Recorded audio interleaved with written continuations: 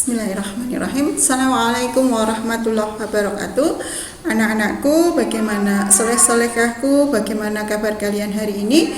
Semoga dalam keadaan sehat, tetap bersemangat, dan selalu menjalankan aktivitas beribadah. Setelah kalian tadi sholat duha, kemudian ngaji morning, sekarang saatnya kita akan belajar tentang fikih 4, yaitu khitan. Anak-anak, pada pembelajaran KMA 183 ini, kita di kelas 4 sudah akan belajar tentang khitan, mandi wajib, ikhtilam, dan juga tanda-tanda balik. Nah, anak-anak, sebelum kita mulai pembelajaran hari ini, baiknya kita berdoa dulu agar Allah memberikan kemudahan, kelancaran, keberkahan dalam pembelajaran ini. Berdoa dengan membaca basmalah bersama-sama. Bismillahirrahmanirrahim. Oke, anak-anak, kita mulai ya pembelajaran hari ini ya.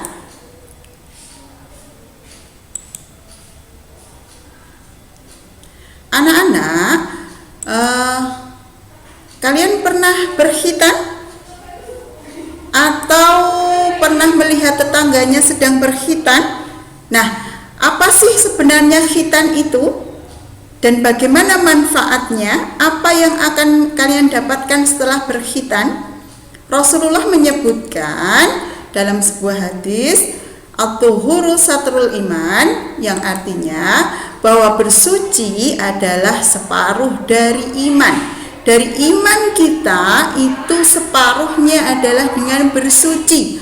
Ketika kita bersuci, maka kita sudah masuk ke dalam separuh iman. Kenapa pentingnya kebersihan itu sampai diibaratkan oleh Rasulullah adalah separuh dari iman kita? Saking pentingnya. Kenapa? Karena setiap kali kita menjalankan ibadah, kita harus bersih dan suci minimal 5 kali sehari. Nah, apabila telah tercapai kita bersih setidaknya 5 kali dalam sehari itu dengan berwudu, maka kita akan dapat beribadah. Kalau kita tidak dalam keadaan bersih dan suci, maka kita tidak diperkenankan atau ibadah kita tidak syah. Maka Allah Masya Allah, Rasulullah menyebutkan bahwa bersuci adalah sebagian daripada iman. Nah, soleh-solehahku, sejarah khitan akan kita bahas saat ini adalah kapan khitan mulai disyariatkan. Jadi, khitan mulai disyariatkan pada masa Nabi Ibrahim alaihi salam. Nah, pada saat itu Nabi Ibrahim belum berkhitan hingga ia berusia senja. Nah, dikisahkan tentang khitan Nabi Ibrahim diriwayatkan dalam sebuah hadis yang artinya dari Abu Hurairah radhiyallahu an, beliau berkata, Rasulullah shallallahu alaihi wasallam bersabda, Ibrahim alaihi salam telah berkhitan dengan kampak sehingga beliau berusia 80 tahun. Hadis Al-Bukhari dan Muslim.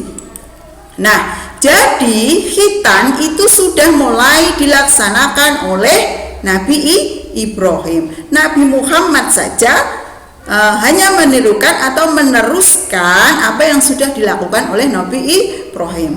Jadi khitan itu sudah lama sekali. Sementara itu di dalam Al-Quran terdapat perintah bagi umat Islam untuk mengikuti ajaran Nabi Ibrahim alaihi salam.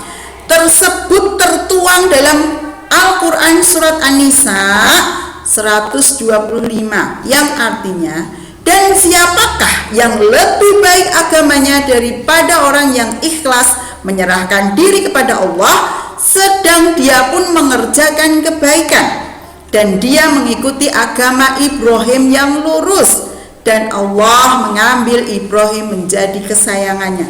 Sedangkan Nabi Ibrahim saja yang kesayangannya Allah, yang paling baik akidahnya, yang paling baik tauhidnya kepada Allah, melaksanakan khitan.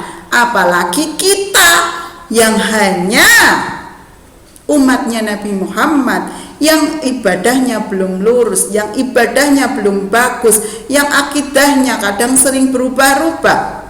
Kenapa tidak mau mengikuti? Nabi Ibrahim saja yang menjadi kesayangannya Allah, bukan main-main, tidak hanya menjadi kesayangan manusia, kesayangannya Allah melakukan khitan. Jauh akan lebih baik jika kita juga mengikuti apa yang sudah dilakukan Nabi Ibrahim. Solih-solihah, dengan demikian melaksanakan syariat khitan merupakan salah satu bentuk ketundukan kita terhadap Allah serta bentuk pelestarian syariat Nabi Ibrahim. Oleh karena itu, sebagai umat Islam, khususnya laki-laki, kita tidak boleh takut dengan syariat khitan, karena sebagai umat Islam, tujuan utama hidup kita di dunia adalah untuk melaksanakan ketaatan kepada Allah Subhanahu wa Ta'ala.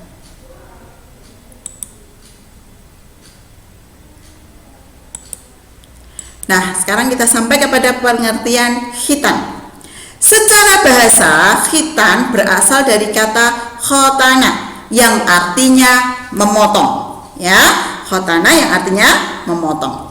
Nah, sedangkan secara istilah, khitan adalah membuka atau memotong kulit khuluf yang menutupi ujung kemaluan laki-laki dengan tujuan agar bersih dari kotoran dan suci dari najis. Jadi khitan itu adalah memotong ujung khuluf yang menutupi kemaluan laki-laki, itu dibersihkan, dikelupas agar apa?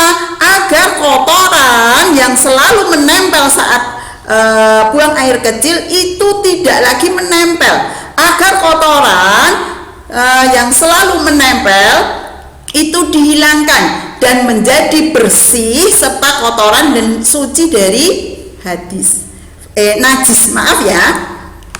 Dalam mengkhitan disunahkan memotong hingga pangkal khuluf sehingga tidak tersisa kulit yang menggantung agar tidak ada lagi kotoran yang terkumpul di bawahnya. Jadi misalnya ini dipotong, dipotongnya itu sampai ujung khulufnya agar kotoran-kotoran itu tidak menempel di sini, tidak terkumpul di bawahnya. Jadi semuanya bisa langsung hilang bersama dengan kita istinja.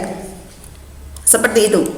Nah, sampailah kita kepada tujuan dan manfaat khitan. Yang pertama, tujuan utama khitan adalah sebagai bukti tunduk kita kepada Allah.